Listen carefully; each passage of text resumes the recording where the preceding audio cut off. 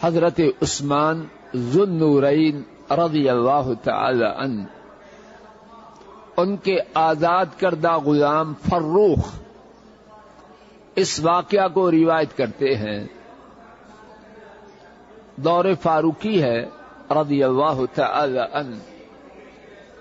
جناب فاروق رضی اللہ تعالی عنہ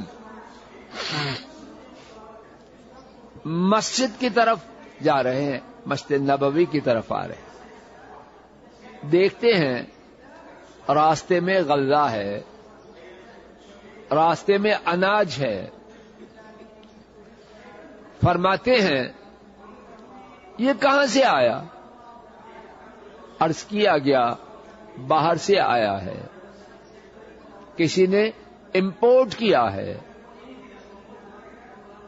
فاروق رضی اللہ تعالی عنہ خوش ہوئے، دعا دی بارک اللہ فی وفی من جلبہ، اللہ اس غلے میں برکت کرے اور جو لے کے آیا ہے اللہ اسے بھی برکت کرے.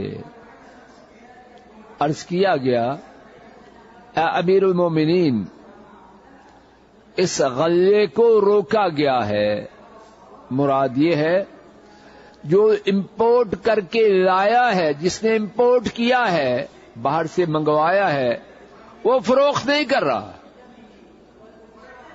اہل اسلام کو، مدینہ والوں کو اس غلہ کی ضرورت ہے لیکن وہ فروخت نہیں کر رہا.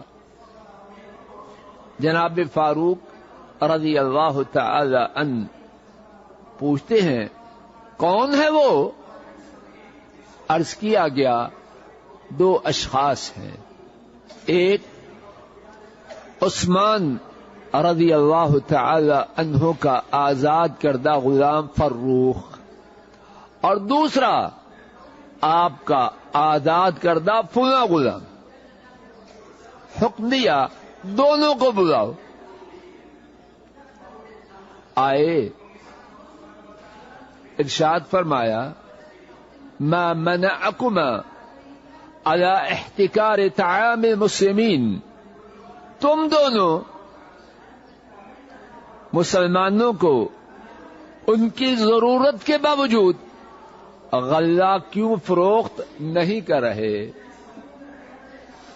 دونوں نے عرض کیا انما نشتری باموالنا ونبیع، یہ غلہ ہم نے اپنے مالوں سے خریدا ہے، اب ہم جب چاہیں گے اسے فروخت کریں گے. ہماری ملکیت ہے، اپنے مالوں سے خریدا ہے، بیچنے نہ بیچنے کا اختیار ہمیں ہے. جناب فاروق رضی اللہ تعالی عنہ ان دونوں سے فرماتے ہیں میں نے رسول اللہ صلی اللہ علیہ وسلم کو فرماتے ہوئے سنا من احتکر علی المسلمین طعامهم ضربه اللہ تعالی بالافلاس او بجزام. رسول اللہ صلی اللہ علیہ وسلم کو میں نے فرماتے ہوئے سنا جو شخص مسلمانوں پر اناج کو روکے، ضرورت کے باوجود انہیں فروخت نہ کرے، اللہ تعالی اسے دو میں سے ایک عذاب دیں گے، یا اسے غربت و افلاس میں مبتلا کر دیں گے یا اسے کوڑا کر دیں گے. فروخ جو حضرت عثمان رضی اللہ تعالی عنہ کے آزاد کردہ غلام، ان کے آزاد کردہ غلام تھے، وہ ڈر گئے، فوراً عرض کرنے لگے یا امیر المومنین اعاہد اللہ واعاہدک اللہ اعود الى طعام ابدا،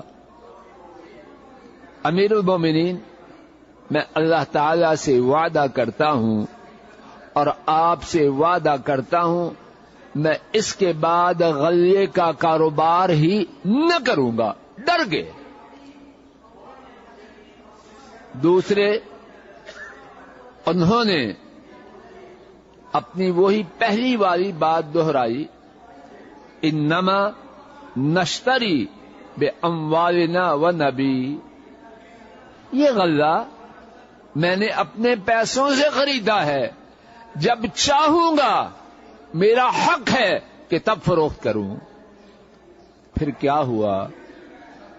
میرے ساتھ توجہ فرمائی، عبرتناک بات ہے، اور کہنے سننے کا مقصد یہ ہے کہ میں آپ اللہ کے عذاب کے آنے سے پہلے ڈر جائیں.